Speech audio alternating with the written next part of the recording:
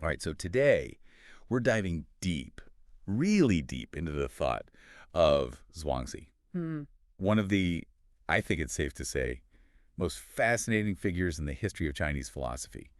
And Oh, absolutely. I've got a great guide. We're using the Stanford Encyclopedia of Philosophy entry on Zhuangzi. Wonderful resource. Like a really, really helpful overview and kind of a jumping off point to get into some of these really big questions that Zhuangzi grapples with. Mm. Skepticism, the nature of knowledge. Mm. Really, how do we make sense of the world around us? Yeah. Yeah. And how do we make sense of ourselves as well? Yeah. Exactly. Exactly. So I think, for the sake of our listeners, who are probably, many of them, I imagine, already familiar with at least the basics, Mm-hmm. who Zhuangzi was, the historical context. Yeah. What really stood out to you? What are some of those kind of key, eye-opening things about Zhuangzi? Well, for me, what's always fascinating about Zhuangzi is just the style, the way that he presents these ideas. Yeah. It's not your typical philosophical treatise where it's just straight arguments. Right. He uses these incredibly vivid parables and dialogues, often with a touch of humor, sometimes a very wry sense of humor. Yeah. So you have, imagine a philosopher who uses, talking animals and mystical journeys to explore the limits of human understanding. It's definitely not your average philosophy text, that's for sure. And so one of the things I always find so intriguing about Zhuangzi is how he takes this really core concept in Chinese thought, the Tao, often translated as the way or the path, Right. and he really seems to kind of turn it on its head in a way. Absolutely. How would you explain how Zhuangzi's understanding of the Tao might have differed from, let's say, the Confucians or the Mohists, of the other thinkers of that time? Yeah, I think that's a great question. And I think, for the Confucians, the Tao was very much about adhering to social rituals and ethical principles. It was a way of kind of bringing order and harmony to society, to human relationships. For the Mohists, it was more about universal love and pragmatic solutions to social problems. So, they were very, very different in their approaches, but Zhuangzi saw the Tao as something much more fluid.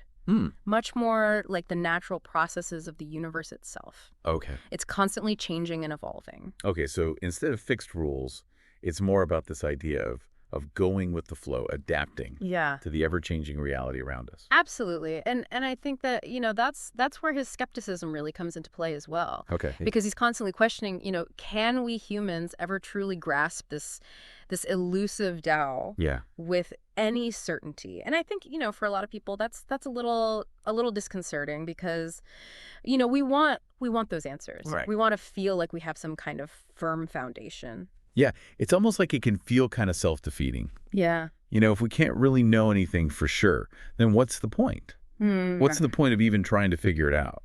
Right. And I think that's a great question. And I think, a question that a lot of philosophers grapple with even today.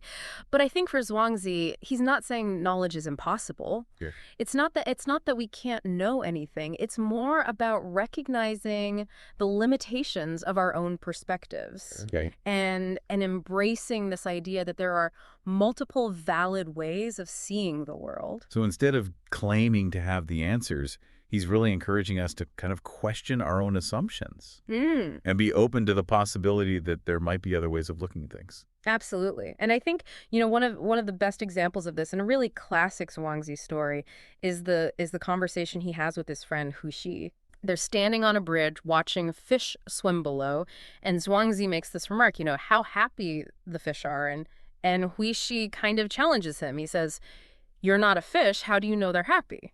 Oh, classic Zhuangzi. Yeah. Setting up these seemingly simple questions Right. that really open up these huge philosophical issues. Absolutely. And Zhuangzi's response is brilliant. He turns it right back on him. He says, "You are not I. How do you know I don't know the fish are happy?" So he's pointing out that Huishi is also making assumptions based on his own limited perspective. So it's not about who's right or wrong, but more about just acknowledging that we all see things through these lenses that are kind of colored by our own experiences and our own beliefs. Precisely. And for Zhuangzi, I think, this awareness of perspective is key to what he calls Ming, often translated as illumination or clarity. But it's not just about seeing things clearly. It's about recognizing the inherent limitations of our viewpoint. So it's almost like a kind of intellectual humility, understanding that we don't have all the answers and being open to learning from other perspectives. Absolutely. And it's closely tied to this idea that he talks about of walking two paths. Hmm. Right? Acknowledging the validity of different perspectives while still recognizing that our own understanding is always situated within a particular context. Hmm. I think that's a really powerful concept, especially in today's world, where it feels like everyone's just Mm, so dug into their own beliefs. They're not even willing to consider another point of view. absolutely. And I think, Zhuangzi reminds us that there's value in stepping outside of our own echo chambers Hmm. and really engaging with perspectives that might challenge our assumptions. So even for a listener who's familiar with these core ideas already, Yeah. is there something here that we're driving at? Yeah, what's the nuance here? What's the kind of deeper layer of understanding that we can get from Zhuangzi's approach to knowledge and perspective? Well, and this is what's fascinating to me is that Zhuangzi doesn't just leave it at all perspectives are valid, Okay.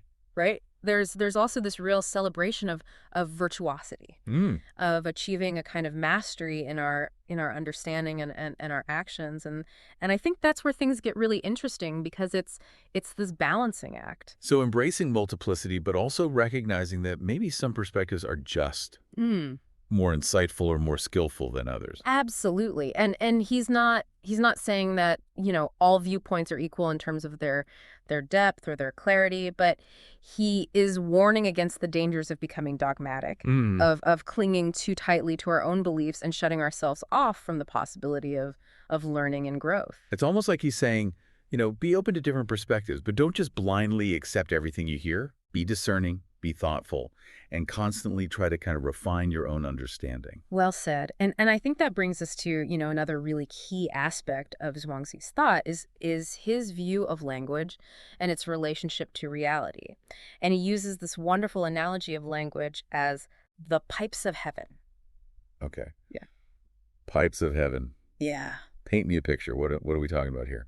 So imagine, all these different pipes and they're each playing their own unique tune, Hmm. and none of them is inherently more correct than the others. Okay. Right? And for Zhuangzi, language is kind of like that. It's a multitude of voices expressing different perspectives, none with a monopoly on truth. So he's really highlighting how language itself is Mhm. so tied to perspective and can both, illuminate, Hmm. but also sometimes obscure our understanding of reality. Absolutely. And I think that raises a really interesting question, which is if language is so fluid and subjective, Hmm. can we ever truly communicate with each other? Can we ever really arrive at any kind of shared understanding? And I think that's That's a big question. It's a huge question. It is. Maybe we can yeah. start to unpack that a little bit more when we come back. I think so. That question about shared understanding, that's a really important one to think about when we're talking about Zhuangzi.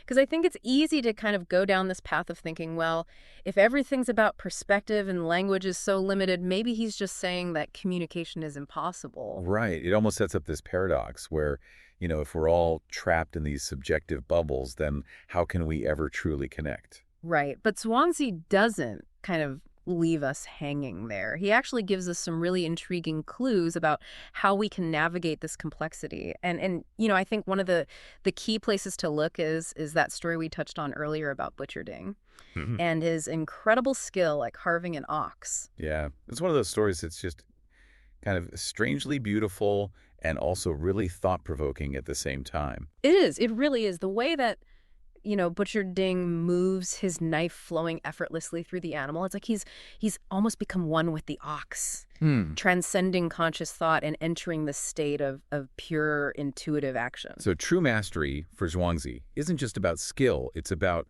aligning with the natural flow, Yeah. almost like becoming one with the task at hand. Mm-hmm. But how does butchering an ox connect to this idea of communication and understanding? That's where it gets really interesting because, Zhuangzi doesn't just celebrate this kind of virtuosity in skilled craftspeople. He applies it to our thinking and understanding as well.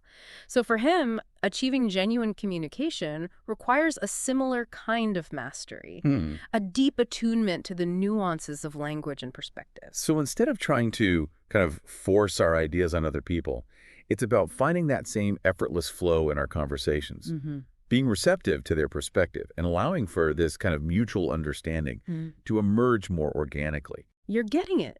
It's It's about cultivating that Ming, that clarity of awareness that we were talking about earlier. Butcher Ding, he doesn't just see the ox as a lump of meat. Hmm. He sees the intricate structure, the connections within the animal, and that allows him to move with this incredible precision and grace.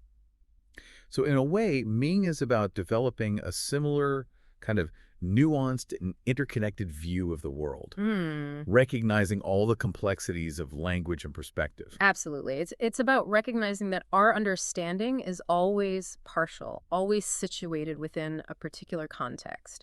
And this brings us to another one of Zhuangzi's incredible stories, the tale of the Earl of the River. Oh, I love this one. It's a classic example of how he uses these seemingly simple stories to make these really profound points. It is, exactly. So you have the Earl of the River who's initially, super proud of this river. Right. He thinks he's seen it all. He's experienced, the ultimate in watery greatness. Until he meets the Lord of the North Sea, right? Exactly. And realizes how vast and awe-inspiring the ocean truly is. Right. Talk about a humbling experience. Right. And that's the point that Zhuangzi is driving home here. The Earl's perspective, while valid in its own context, was limited. Mm. He needed to encounter a wider perspective to truly grasp the immensity of the water. So for our listener, who's probably familiar with the story already, what's the takeaway here? Yeah. What's the key insight in relation to Zhuangzi's overall philosophy? I think it's about recognizing that there's always a bigger picture, a wider perspective waiting to be discovered. Truthing isn't about clinging to our current understanding. Right. It's about constantly expanding our horizons, being open to new experiences and perspectives that might challenge our assumptions. So don't be afraid to be wrong, don't be afraid to be surprised, and don't let your ego kind of get in the way of genuine learning. Beautifully put. And I think that, this ties back to that whole question about shared understanding as well. Because it's not about erasing our individual perspectives. Yeah. It's not about pretending that we all see the world in exactly the same way. It's more about recognizing that those differences in perspective can actually enrich our understanding. If we approach them with that curiosity and that humility. Exactly. And Zhuangzi's not saying that we should just blindly accept everyone's perspective as equally valid. Right. But he is encouraging us to engage with those differences, to see them as opportunities for learning and growth. And I think that's, it's something that's so relevant today. Yeah. So we've got this emphasis on skepticism, on recognizing the limitations of language, the limitations of perspective, but also this celebration of virtuosity, of achieving a kind of effortless mastery in our understanding and our actions. How do these seemingly kind of contradictory ideas fit together in Zhuangzi's thought? Yeah, that's a great question. And I think that's what makes Zhuangzi so challenging and I think so relevant even today, is that he's not offering us this neat, tidy system of beliefs. He's inviting us to embrace the paradox, the inherent tension between these different ideas. So instead of trying to kind of resolve those tensions, it's more about just holding them in our minds. Recognizing that life itself is full of contradictions. Absolutely. And that true wisdom maybe lies in navigating those complexities with a certain amount of grace and awareness. I think that's a really insightful way to put it. And it brings us back to that central concept of the Tao, right? The ever-changing flow of the universe itself. We talked earlier about how Zhuangzi saw the Tao as something much more fluid and dynamic than other philosophical schools of his time. Right. And this understanding of the Tao is key, I think, to making sense of those seeming contradictions in his thought. Because, for Zhuangzi, walking the Tao isn't about adhering to a set of fixed rules or striving for some ultimate state of perfection. It's more about learning to move with the flow, to adapt and respond to the ever-changing circumstances of life with a sense of ease and fluidity, kind of like that surfer analogy we were talking about earlier, right? Yeah. You're riding the waves, you're not trying to control them. And just like surfing takes practice and skill, Yes. so too does walking the Tao. Yeah. We need to cultivate that kind of mental and emotional agility, a sense of balance and awareness that allows us to navigate those inevitable ups and downs of life without getting swept away. I love that. It's almost like, it's a martial art for the mind. Yeah. You're Yeah. training yourself to respond to challenges with grace and flexibility rather than rigidity and resistance. Hmm. And just like any good martial artist, I think, Yeah. Zhuangzi would emphasize the importance of continuous learning and self-improvement. Right. There's no endpoint to this journey. There's no final destination where we've achieved, perfect understanding. Right. It's about embracing the process, the ongoing exploration and discovery. But with all this talk about effortless action, about going with the flow, does that mean that we should just passively accept whatever life throws our way? Mm.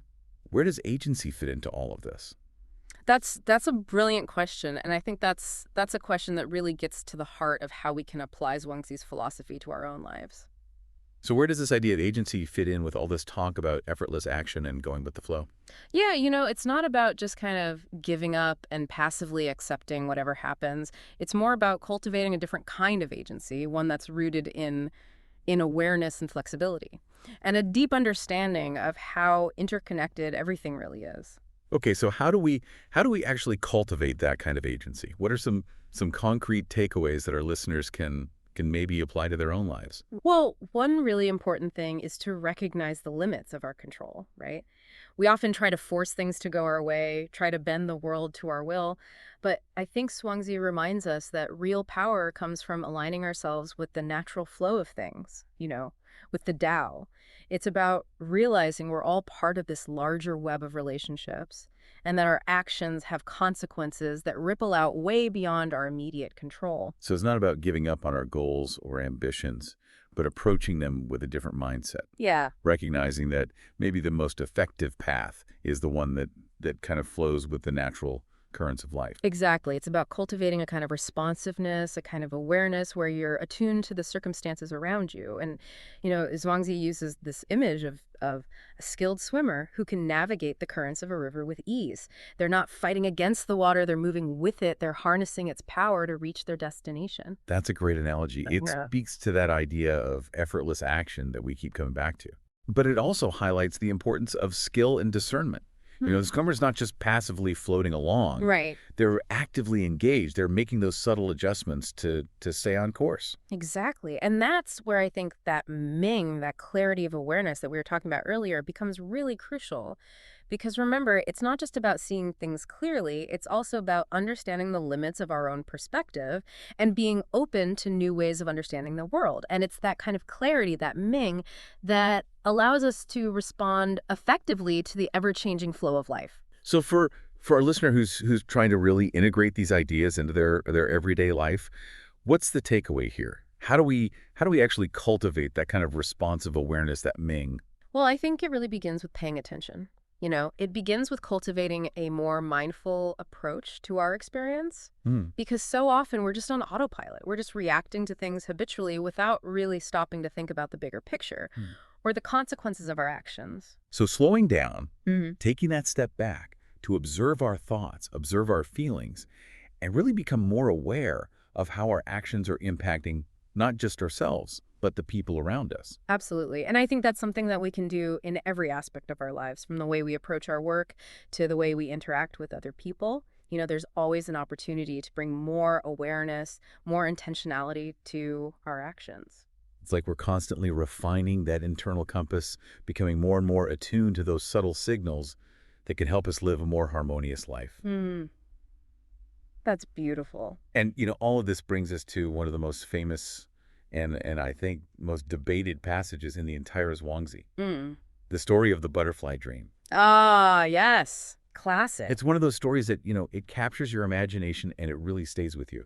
You keep thinking about it long after you've heard it. It does. So for those who may not be familiar or need a refresher, can you kind of walk us through that story? Sure. So Zhuangzi describes waking up from this dream where he was a butterfly, flitting around, complete freedom and joy, just totally immersed in that experience of being a butterfly. And then he wakes up and he's Zhuangzi again. And he's left with this question, did Zhuangzi dream he was a butterfly? Or is the butterfly now dreaming that it's Zhuangzi? Oh, it's such a mind-bending question. It is. Really makes you question, what is reality? It does. What are the limits of our own perception? And That's exactly what Zhuangzi wants us to do, right? He's Yeah. not giving us a definitive answer. He's inviting us to question these assumptions that we have about what is real and what is not. What if our waking life is just another kind of dream, a dream that we're all kind of collectively creating? It's a radical thought, but it's also it's it's kind of liberating in a way too, isn't it? It Yeah. frees us from being so attached to our own limited perspective and opens us up to the possibility of experiencing the world in these completely new and unexpected ways. Absolutely. And I think it ties back to that idea of effortless action, of moving with the Tao. If reality is more like a dream, then maybe the best way to navigate it is with a sense of playfulness, a sense of curiosity, an open mind. So as we wrap up this deep dive into Swansea, Yeah. what are some of those key takeaways for our listeners? What wisdom, what insights can we take from this ancient philosopher that we can apply to our modern lives? Well, I think Zhuangzi offers us this really powerful invitation to embrace uncertainty, to question our assumptions, Mhm. and to cultivate a more flexible, a more responsive way of being in the world. He's reminding us that true wisdom is not about clinging to these fixed beliefs, but about learning to dance with the ever-changing flow of life. And it's a perspective that feels so relevant today. You know, Mm. we're constantly bombarded with information. We're faced with all of these really complex challenges that don't have easy answers. And Zhuangzi encourages us to approach those challenges not with fear or rigidity, but with curiosity and with humility and an open mind. And maybe a little bit of that butterfly's carefree spirit. Yeah, beautifully said. So that's it for our deep dive into the world of Zhuangzi. We hope you enjoyed it. We hope it gave you some things to think about. And until next time, keep those minds open, keep those perspectives expanding,